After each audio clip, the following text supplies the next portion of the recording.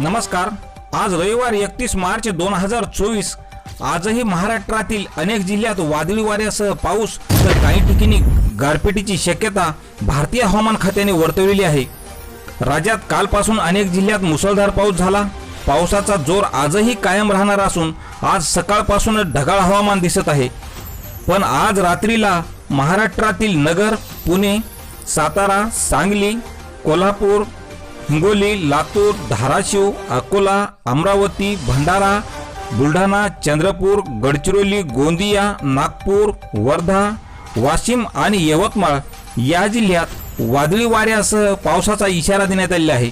तर काही ठिकाणी गारपिटीची सुद्धा शक्यता नाकारता येत नाही, अशी ही शक्यता भारतीय हवामान खात्याने वर्तवलेली आहे।